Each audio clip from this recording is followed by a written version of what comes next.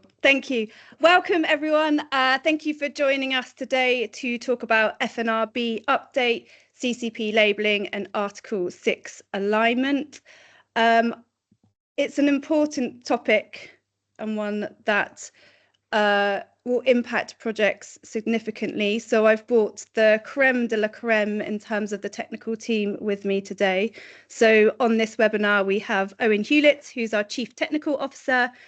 We have Vikash Thailand, our Senior Director for Standard Development and Innovation, and myself. So my name's Claire Willers and I'm Senior Manager for Market Relations. I also know that we've got Lokesh in the audience, so he's here and can help answer any questions that come through. In terms of the agenda, there's three meaty topics that we're going to cover today. So we're going to talk about the fNRB updates. We're going to talk about the new requirements that have been released in terms of core carbon principle labelling, and we're going to touch on a couple of documents we've published related to Article 6 alignment. In terms of the format for this webinar, Owen's going to give us a bit of background, scene setting and context. I'll then run through a presentation that shows the updates across these three different areas. But what I really want to focus on is a Q&A session at the end. And I thank all those that have submitted questions today. We've received lots of those. So we're going to use those to formulate some of the questions that get asked to Vikash and to Owen. If you have any additional questions, please feel free to drop them in the Q&A session in this webinar. When looking through those questions, if there's any that pique an interest or resonate with you, please like or put a thumbs up next to them. And that will just help me at the end of the session to prioritise those questions that are most relevant to you. Just a couple of house rules. So this webinar is being recorded. The recording will be published online. We'll also share it with all registrations post this webinar. Again, I thank you for submitting your questions. For any further questions, use the Q&A box. We'll try and get through as many questions as we can in this session. If we don't manage to answer your question, then we'll follow up afterwards with responses. Okay, so on that, I'm going to pass over to Owen, who's going to give us a bit of background context. Yeah, thank you, Claire, and hi everybody. Lots of familiar names on the call as always. Lovely to see you all, and hope we get to interact through the Q&A. I just wanted to take a few minutes to set a little bit of the background here, although many of you will be familiar with the topics and expecting updates from us. As Claire said, there's really three. There's exploring how we update our approaches to fNRB, obviously one of the critical parameters in our community services projects and linked closely to issuance of carbon credits, GS carbon credits. We'll also look at CCP labelling, so core carbon principle labelling under Integrity Council for Voluntary Carbon Market, ICBCM's approach, and why that's important. And then lastly, our alignment with Article 6 and the Paris Agreement more generally. And as always, these things are in sort of three key motivators for us. One is to do the right thing, pioneer, show it's possible, lead, be the grown up in the room. The second is to mitigate risk. You don't want to end up with carbon credits that aren't worth anything, that can't play in the market mechanisms that we know are coming forward and will exist in the next 5 years. And lastly is to maximize opportunity, really, to maximize the price, maximize the ability to sell and fund these great projects. Those of you that are on the newsletter or followed on the website will know that we've been working on our 5-year strategy, the 25 to 2030 strategy. And that's super timely. It sort of follows a natural pattern of, post-Paris Agreement, post-SDG updates with the SDGs themselves finishing in 2030. But I also happen to think it lands almost at the end of a phase of the carbon markets, 2019 till 2024. And I would characterize that by sort of initiating with the Task Force for Scaling Voluntary Carbon Markets, a lot of acronyms here, which turned into ICBCM. It was also characterized by the conclusion of Article 6 and approval of Article 6 in Baku last year, and other things around it like SBTI's net zero guidance coming out this year, for example. And I think the last 5 years could be characterized by lots of new entrants making lots of confused points, especially about things like clean cooking. I think the next 5 years will see the consolidation of good practice around those. And when I think back to the last 5 years, one of the things that was said about community services projects was, these are highly additional, essential to net zero, often forgotten about because they're not in corporate value chains, they're difficult to regulate. But they have this kind of sort of, in quotation marks, weak spot in the parameters and the methodologies. Now, I happen to disagree with that. But at the same time, as you can imagine, the gold standard team has been in every important forum, every workshop, every working group for the last 5 years, following closely, feeding in our expertise and trying to guide this to a good landing. And I'd like to think that the community services space generally in this chaotic last 5 years is one of the few that didn't completely fall apart and try to get put back together again. That's down to all of you being strong characters and strong, high integrity developers, auditors, buyers. So there's a lot going on in that. Now is a good moment, I think, to bring these three topics back, not just because the phase is finished, but also because there are advances, as we'll hear from UNFCCC, from our colleagues at CCA, from our colleagues at ICVCM, to think about.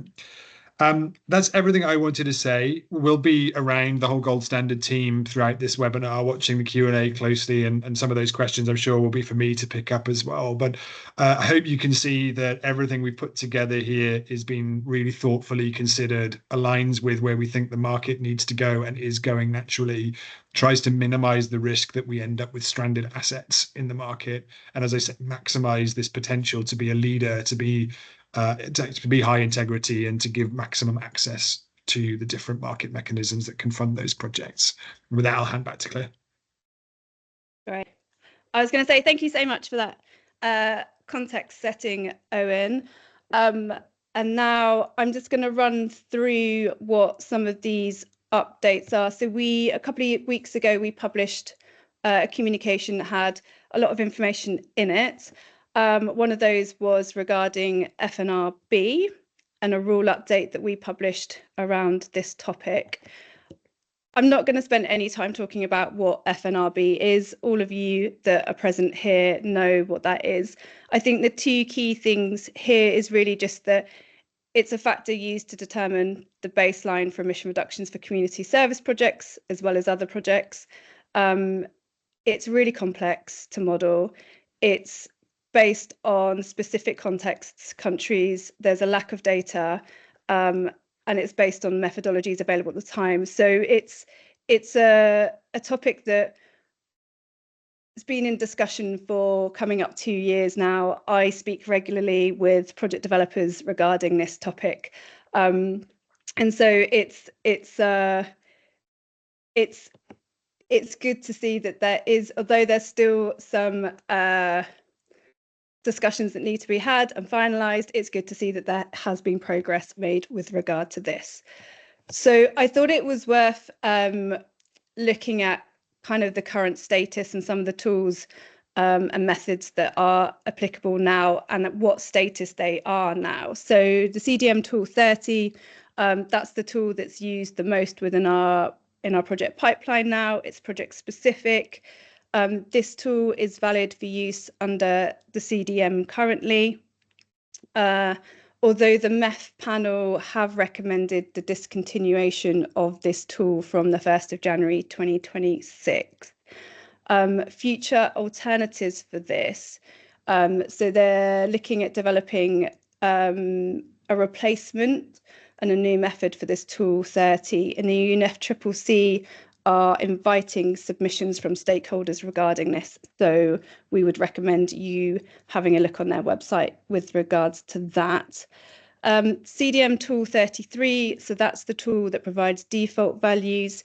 This is currently under consultation. If you're unaware, it's open only for another 2 days, and we can share the link for this consultation in this webinar. But we would encourage project developers and market participants to provide feedback directly into that consultation. The validity currently is that the default value of 0.3 is applicable now until the 31st of December 2025. And then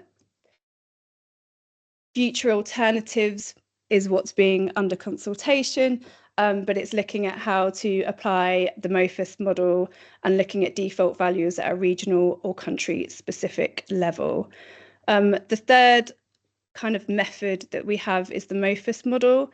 Again, that's looking at default values at country, regional and national level. This is now a requirement under the ICVCM for some of the projects that they have available or have approved. And it's currently the primary source for fNRB values in methodologies. There's still work and evolution being done on this MOFUS model as we speak, but it's what's being used at the moment. And so we've published a rule update, and kind of this, I wanted just to highlight a couple of key things with this rule update. So it's important. It's an important update because it impacts all activities that apply an fNRB value. And so this includes whether it's a standalone project, whether it's under a program of activities, whether it's a voluntary program of activity underneath your POA. It also applies to kind of any activities that apply fNRB, so community service projects that apply fNRB. There's some land use and forestry project activities that are impacted by it too. This rule update, and this is important, so this rule update supersedes all previous gold standard for the global goal requirements regarding fNRB application. So I think in some of there were some questions that we received in terms of current methodologies that state specific tools to be used. This rule update now supersedes all of that. There are three key dates that you should be aware of. So the 24th of April 2025 was the date that this rule update was published, and is therefore the date that this comes into effect. The 30th of June 2025 is a date where the CDM Tool 30 validity ends for new activities, and we'll talk a bit more about what new activities means in the question and answer session. And then the final date is the 31st of December 2025. And so this is the date where existing fNRB values will expire. So I have this slide now. There's a lot of text on there, but I'll talk through it. But what we wanted to do here is really show those key dates and then the implications that that has for projects. So I've talked about the April 24th, so the rule update was published. I've talked about the fact that it applies to all activities. This rule update really establishes the requirements for applying the fNRB within our certification process. And I already talked about the fact it supersedes all other requirements regarding fNRB. Within the rule update, there's essentially three new eligible methods that can be applied. So the first one is the modelling fuelwood saving scenario, so the MOFUS model. The second will be the updated Tool 33 default value. So that's the one I mentioned in the previous slide being under consultation. If there's a revision made to the Tool 30 under the Paris Agreement crediting mechanism, then that will also be applicable when available. And then the third option is new methods being developed for fNRB calculation under the Paris Agreement, so under 6.4 of the Paris Agreement crediting mechanism. Any method that's that comes out that will need gold standard approval, but that will be available in time. There's an additional note at the end here. So project developers can update.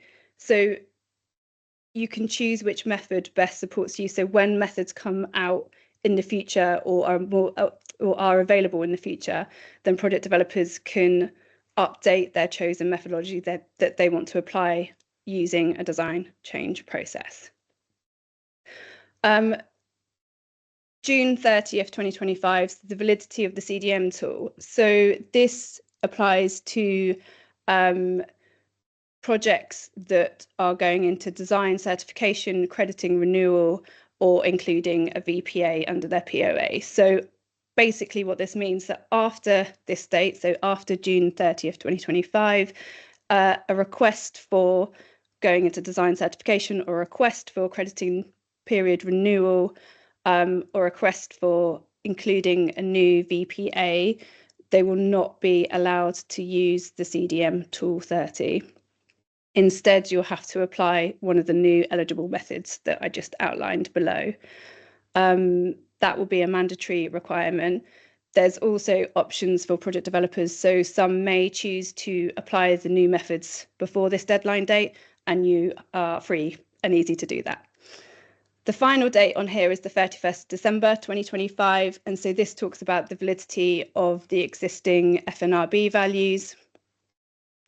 And essentially, so for monitoring periods after this date, the current fNRB values shall not be applied. So you can't apply the current fNRB values that are available now, will not be applicable after this date. Instead, you'll have to use updated fNRB values based on the new eligible methods. There's also optionality with regards to this. So some project developers have already shown an interest and want to update their fNRB values before this date.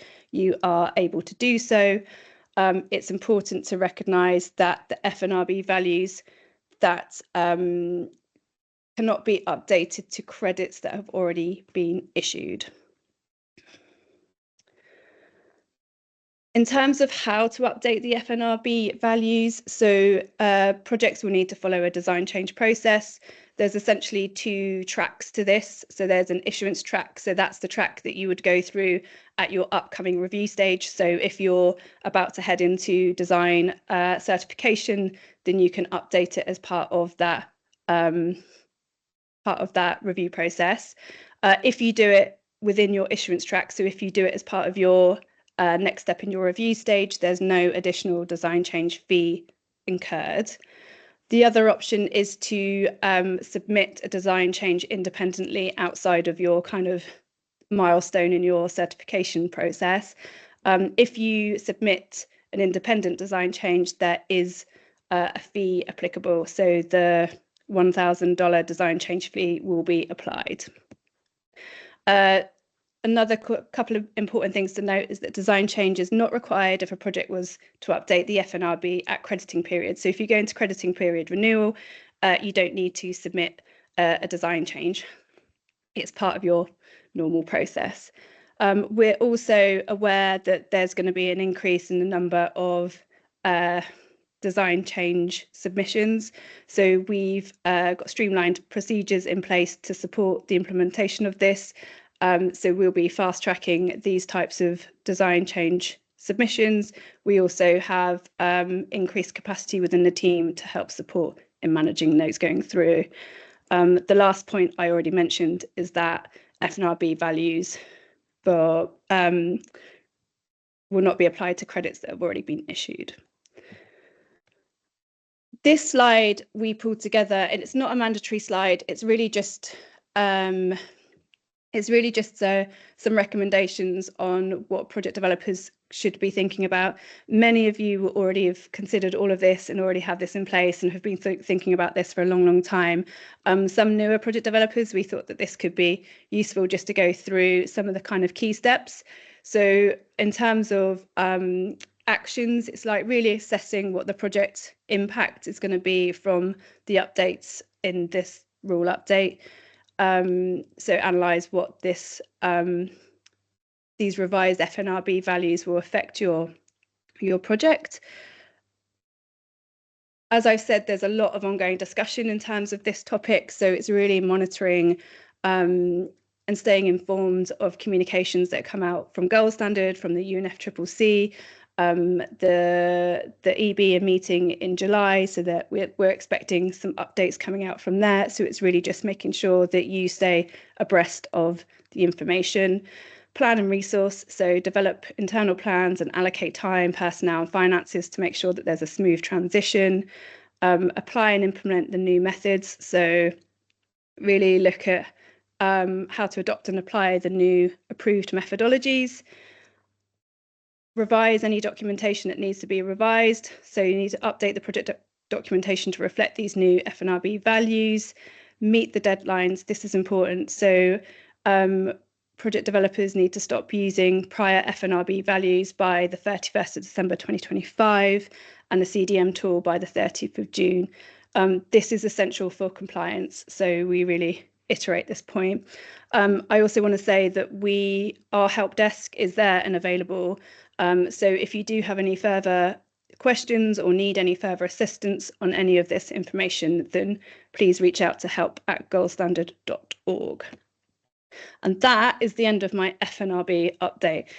There's going to be a lot of talking from me for the first part of this webinar, so please bear with me on this, but I hope this this information exchange is of use. So next, I'm going to go into core carbon principle labelling.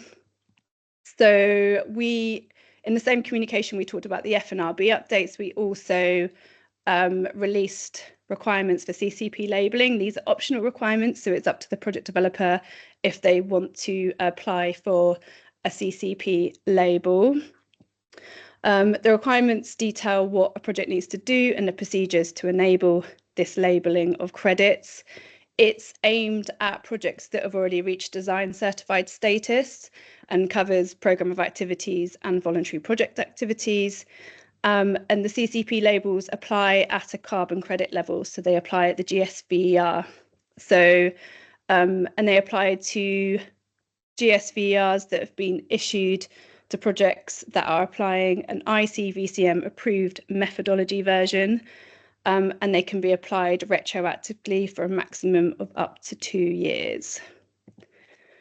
In terms of eligible methodologies for CCP labelling, so we now have a few, so I think there's 5 in total. So our metered and measured energy cooking devices, all versions is confirmed eligible with some conditions. The reduced to the TBDD tech, everyone loves that acronym.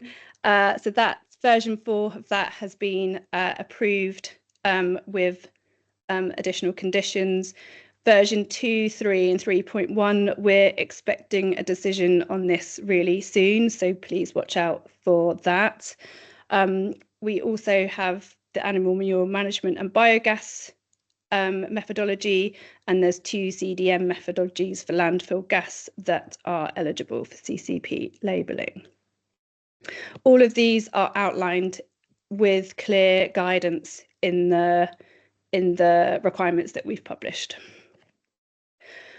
Okay, again, a lot of text, but I'll talk you through what this means. But essentially, when looking at how to apply CCP labels, there's 3 steps. So the first step is kind of consolidating the applicable requirements. So that's in 2 forms. So a project needs to have an ICVCM approved methodology, and it needs to apply any additional gold standard requirements. So for example, with the TBDD tech methodology, that's been approved, but there's additional requirements in terms of fNRB updates, which also need to be applied. Step 2 is to assess then whether your project needs a design change. So there's a real critical question there with regards to looking at the applicable requirements, and does that necessitate a design change within my project or not? And then from the answer from step 2, you then choose the appropriate CCP labelling pathway. So if you look at the green box, so if there's no design change required, you can follow what we're calling pathway 1. And essentially that is there's no change required, there's no design change needs to be submitted. You can request for CCP labels on your credits. There's a form that needs to be filled out. So it's a request submission by CCP labelling form. There'll be a link in the requirements. And then this needs to be submitted within our assurance platform under manage information. There's no review fee for this option. If a project, so if the answer is yes, a design change is required for this project, then you follow pathway 2. And that's essentially just applying our design change requirements. And so you would have to just make sure that you're applying the correct methodology and updating any additional requirements as per the guidance. Bear with me 2 minutes. you. You need to make sure that the design change request is submitted and approved before you can apply for CCP labels.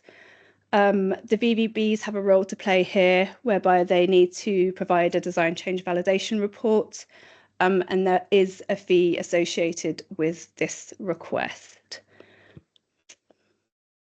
We will share these slides after this webinar as well, so you can have a look through all of this in more detail. Okay, my last section, and I'll briefly talk through this, and then I'm going to stop talking and then open it up for Q&A with Vikash and Owen. So the last part of the communication that we sent out recently was in terms of Article 6 alignment. We've communicated the need to align with Paris Agreement and our strategy to ensure that gold standard is aligned with Paris Agreement in order to support the market. This is 2 documents. So we had 2 documents that we published for consultation at the end of last year, and they're really looking at how to align with Paris Agreement at a methodological level. And so the first one's requirements for a methodology development. It's there to further strengthen the robustness of the carbon credit methodologies under GS4GG.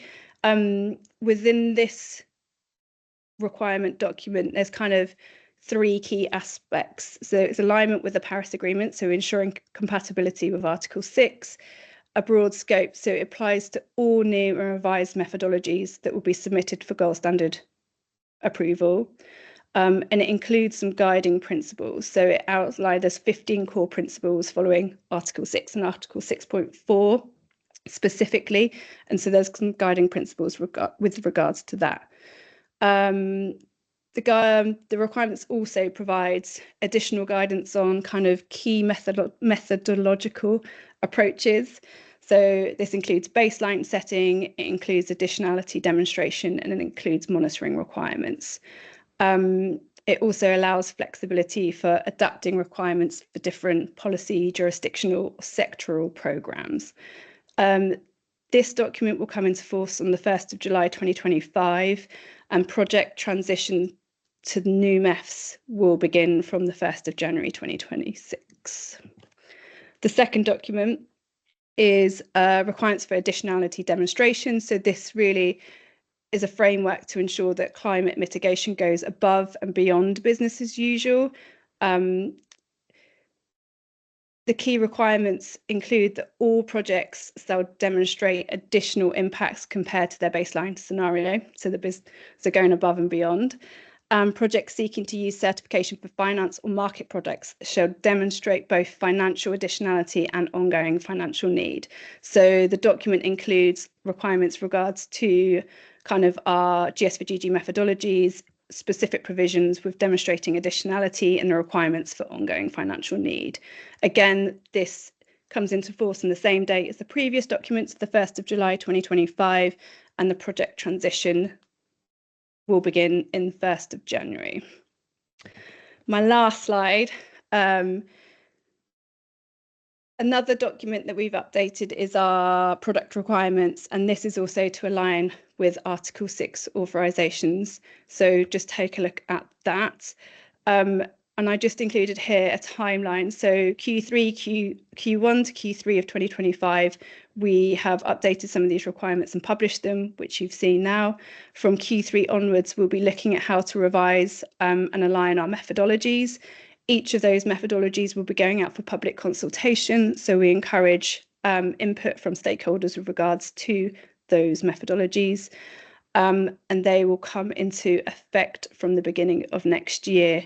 And that's when the project transition phase will begin. Okay, enough talking from me. I'm going to escape from this and stop sharing my screen so I can see everyone properly. Bear with me if I can find you. There we are. Oh, I've lost you again. There we go. Okay, stop sharing my screen. So now I'm going to do less talking. Although I am going to ask some questions. So I thank you again for pre-submitting some of these questions that have come in. I'm gonna read them and pose them to Vikash and Owen, who are going to give us responses in terms of what are the burning topics that our project developers want to know about. So I'm going to start generally. And this is probably to you, Owen, if possible. So what is the purpose of the fNRB rule update and the CCP labelling requirements document?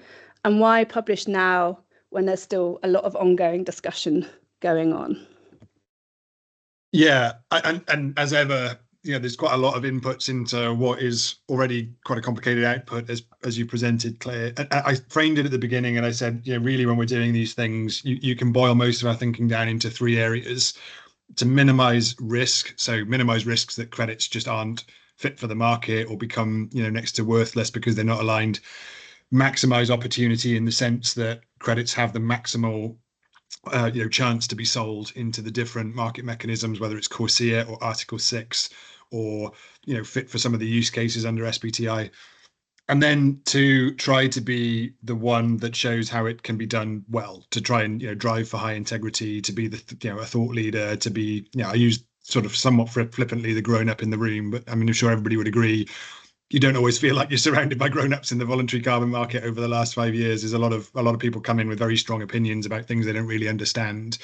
And so if I take all of those as the watchword for all three of these updates, clearly there's a risk mitigation here. Misalignment with the Paris Agreement effectively means the outcomes you're reporting don't make any sense. So, if that doesn't set an alarm bell ringing, then I'm not sure what else would. I think failure to align with emerging science and good practice on fNRB will have the same effect. And it is very unfortunate there's a sort of double issue for community services projects emerging at the same time. But that's the hand we're dealt sometimes. Then you come to the maximizing opportunity. Well, we know CORSIA will require this if you want to sell into that world, which is a big demand signal and a price signal. These are alignments that are going to be essential. We know that a number of buyers have started to say that they, expect CCP labels or CCP compliance. And again, ICBCM has signaled the same way. And I think pretty much every emerging domestic market will align with one other or both. So you'll enter a world where a gold standard credit can't play in those spaces because it's not aligned with the latest good practice. And even saying that sentence out loud, that's not gold standard, right? That clearly would be a lesser standard. And then if I think about trying to be the leader in the room, clearly there is stuff under development here, but we also want to try and give some certainty both to buyers and to project developers. And so gold standard, people look to gold standard as a place where good practice is packaged up properly, thought through well and applied. And I think delaying on this is the opposite of that, basically. So we have an opportunity here to put in place the building blocks of the next generation of good practice, to leave open the flexibility that Claire talked about as things further evolve, to stay in the conversation, to influence ICBCM, to influence CORSIA, to influence even the Article 6 discussions. Those things are all very gold standard. So quite a lot of motivation, I would say. Wonderful. And a question that came in quite often is, and this probably comes to you, Vikash, is how did these changes affect already registered projects? So is it possible to maintain the validated methodology with the existing fNRB values for ongoing projects? Yeah, thanks, Claire. So for ongoing project, the deadline as outlined in the rule updates is basically applicable, meaning it will affect the ongoing project as well. The applicability of new fNRB values is from 31st December 2025 onwards. It's mandatory. Prior to that date, project developer may choose to update their fNRB value or method as they wish to do so. When we say 31st December 2025, it's a validity of monitoring period, irrespective when the project developer will submit the performance review. So that means like it is giving project developer 6 to 7 months to plan in advance what they would like to do, or whether they would like to change this like pre-December 25 or after December 25. So this is what broadly the impact would be. This definitely have financial impact for the project developer because it's going to impact the overall emission reduction and so the credit, so the revenue that project developer were expecting from these projects. But it is necessary. It is necessary because of the environmental integrity and also the compatibility, as Owen explained, with the market consensus around fNRB values. Maintaining previous fNRB value for existing period is not possible as per these dates. Beyond these dates cannot be existing values cannot be used. And we do acknowledge that financial implications will be there, and considering all these updates, Gold Standard did make some changes in the certification fees at the start, and we do expect that other stakeholders like VEBs and also the buyers will consider these difficulties that project developers are likely to face and make a collaborative effort to support the implementation and ongoing continuity of these project activities. Okay, I'm going to touch on this a bit more because there's a specific date in there, the 31st of December 2025, and then there's also talk about the financial implications of this. So could you outline a bit more about the rationale on why there is a fixed date that has been applied in the rule update and why it hasn't, why we're not just enabling projects to update their fNRB in the next crediting renewal process, which is kind of our normal standard protocol? Yeah, this is quite a relevant question. So if you really look at the current fNRB kind of source of fNRB values, either it is the CDM tool or the default values. The CDM tool methodologies and other kind of documentation, especially on methodology side, is expiring on 31st December 2025. From that, from 1st January 2026, Paris Agreement crediting mechanism will come in place. So we expect all these kind of regulatory documents will be updated to align with Paris Agreement, and 31st December is a clear cutoff date that is being followed here as well.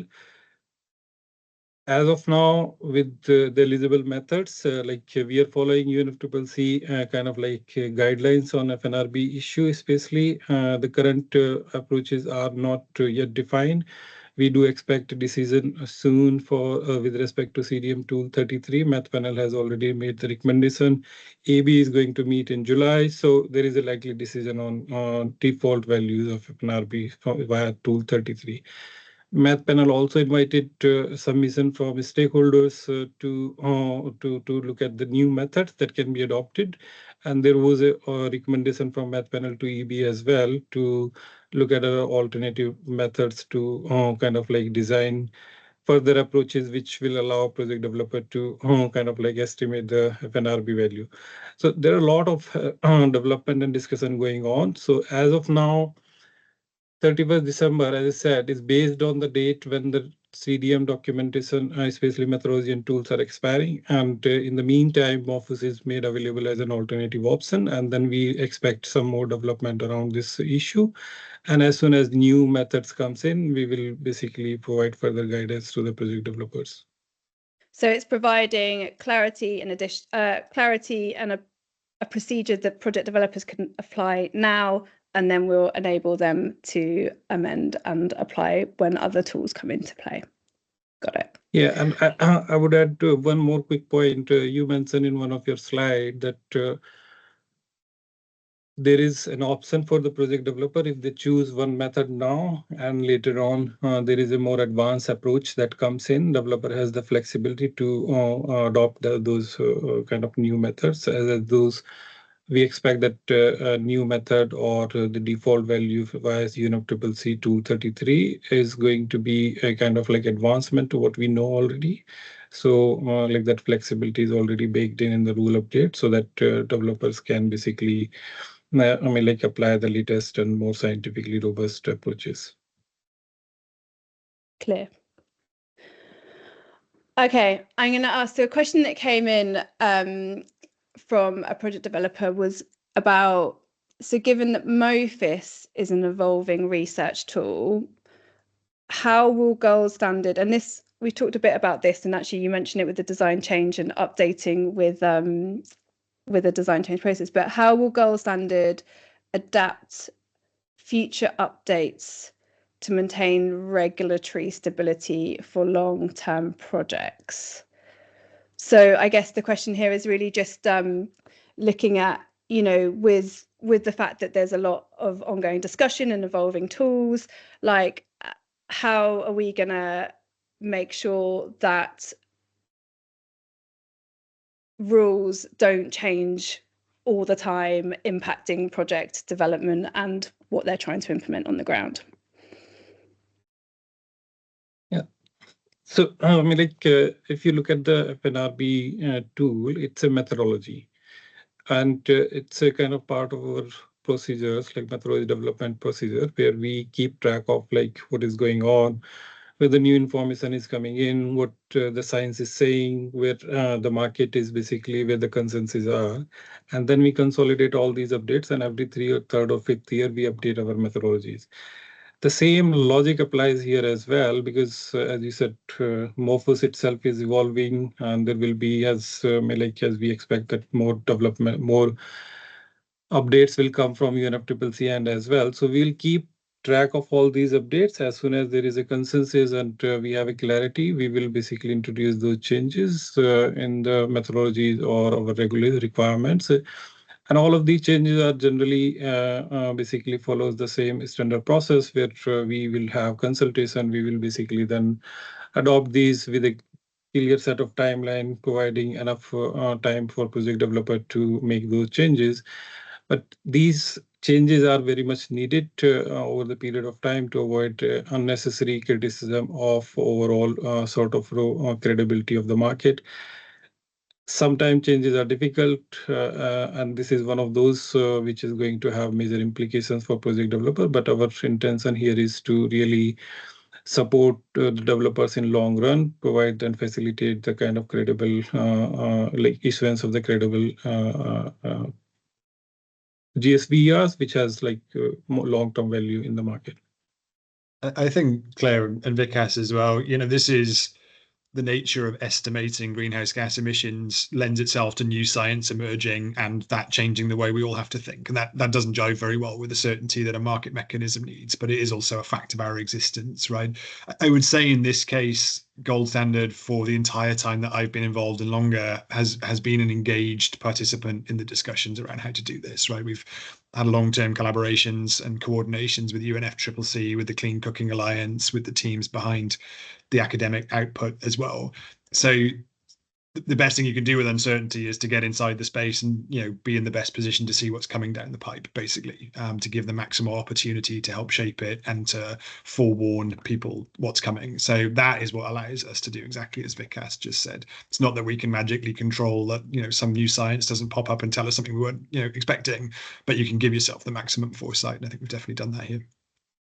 And I think that's a key point as well, that maximum foresight, is that what Vikas was saying, that any updates we put out for public consultation. So we want to hear from the market in terms of the impact that that's going to have on you guys as well. And that we try to make sure that we put in place timelines that work and are implementable from a practical perspective. Wonderful. So this kind of touches on that a bit as well, but there's discussion. So Tool 33, okay, it's not approved at the moment. It's out for consultation.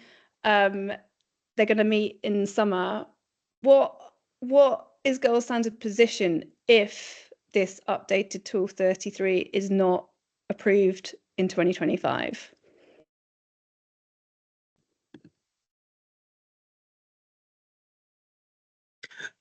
This is such a critical issue, and I think the nature of this issue has prompted EB to have ad hoc meeting going beyond the regular schedule, and we do expect a decision from UNFCCC and a decision that provides the clarity to all the stakeholders.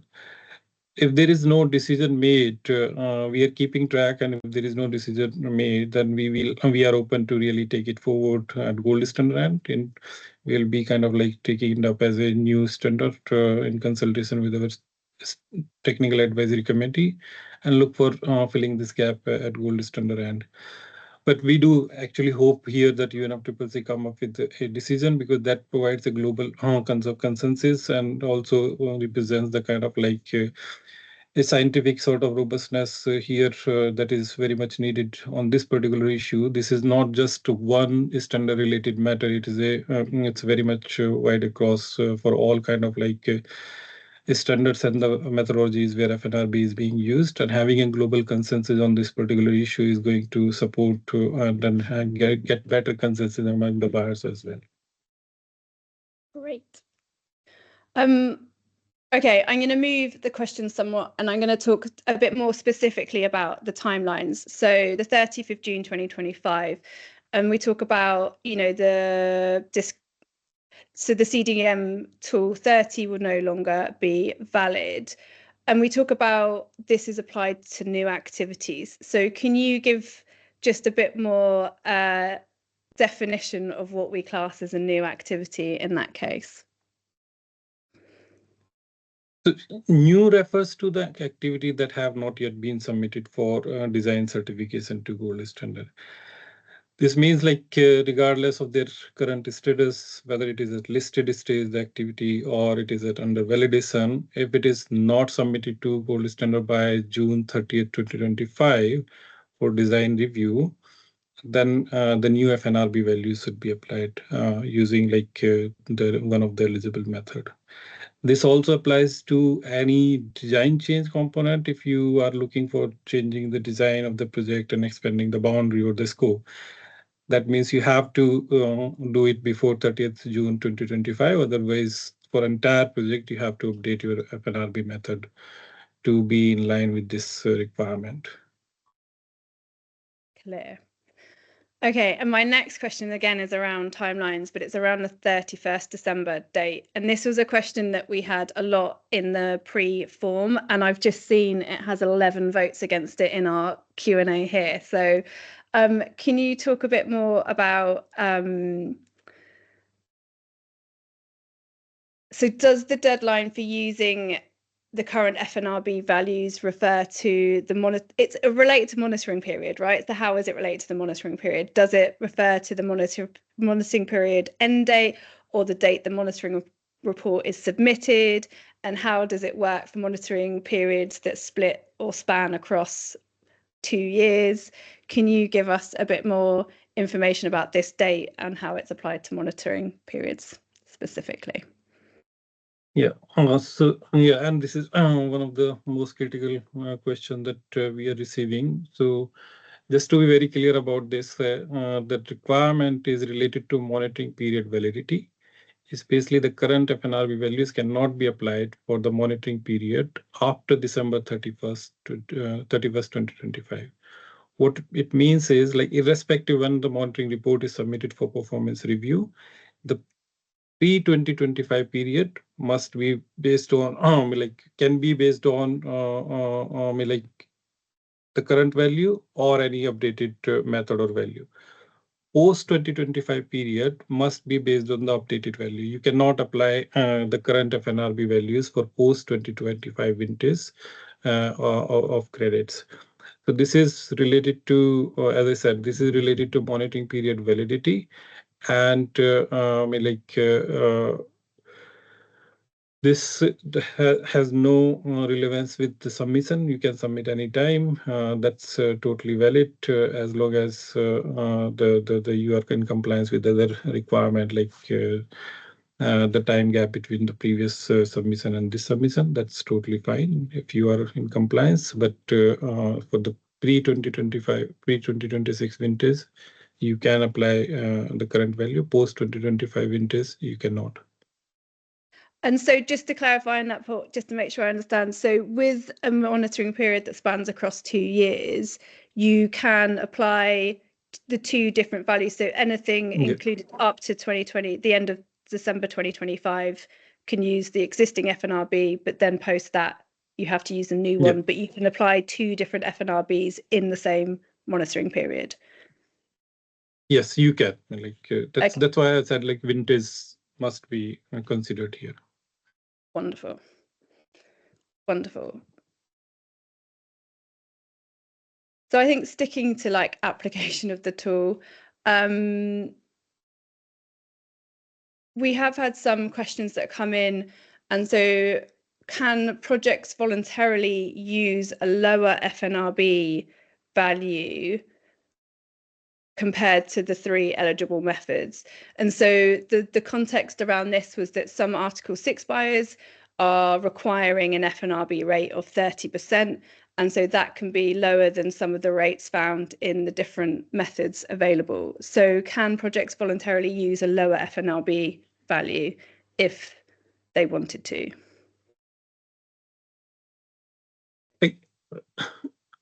When you apply the methodology, you have to ensure the consistency with the methodological requirement, and that also kind of ensure the accuracy as well. Conservativeness is not always the solution. Yes, conservativeness is preferred when when it is about the data gap, and also when it is required. In this particular case, you may not be able to use any random number, whether it is conservative or not. So, and kind of like to use any number, first you have to demonstrate what the methodology application-based value is, and then further maybe justify like how this value is more appropriate. Then you may be allowed, but in general, it is not allowed to use any number. Like if it is not required by the methodology, or it is not falling under the purview of methodology. Clear. Okay, another question regarding the application. So how should fNRB, and then I'm going to go, because I'm realizing the time, then I'm going to go to some CCP labeling questions, I think. So actually, I'm going to hold this one because I think it might be quite complicated. No, actually, I'm going to say it. So how should the fNRB values, so under the MOFIS map, so how should fNRB values be determined for cases? So if you've got the MOFIS map, so how are they applied at a more granular national, regional values? So I guess the question here is like, if you've got the MOFIS map and you're looking at region by region, like how are the fNRB, and if they differ between those different regions and you've got a project that spans across multiple regions, how should that be applied? If that's too technical, we can follow, not too technical, but if that's a long answer, we can follow up. Yeah, I mean, like there is a long answer and then there's a short answer. I'll go with the short answer. We can explain it in FAQs and share it with the stakeholders. The short answer is like the fNRB value should be as per the project boundary defined in the registered PDD. So if your project has a national kind of boundary, then you should apply the national value. If it is kind of regional, then you should apply the regional value.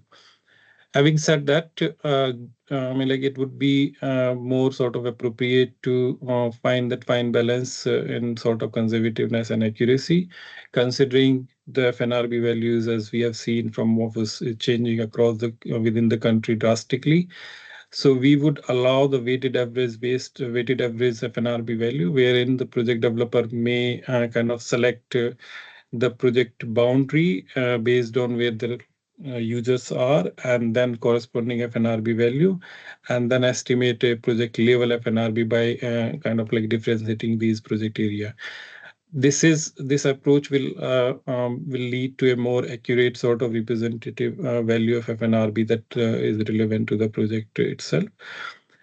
Having said that, I mean, like the best approach would be for the project developer to follow the bottom-up approach in a way where I mean, like clearly identifying the project coordinates and accordingly estimating the fNRB value and applying that value, because that is what the entire sort of like the debate was. So like, what is the most appropriate value for the project developer? And considering MOFIS allows and facilitate project level, project boundary level sort of estimate, even identification of different region within the project. So to an extent, that will be kind of most appropriate solution. We will issue more clarity on this particular point, as this is a kind of like most critical aspect of overall update. So we will update, we'll provide more guidance like how this can be done down the line. So that's a good reflection, because there's a question that's had a lot of thumbs up regarding that specific point in terms of project specific MOFIS modeling. So we'll provide more information about that. But essentially we would enable it in gold standard. Yes. Wonderful. Wonderful. I've just seen we've got 3 minutes left, so I'm going to choose my next question carefully.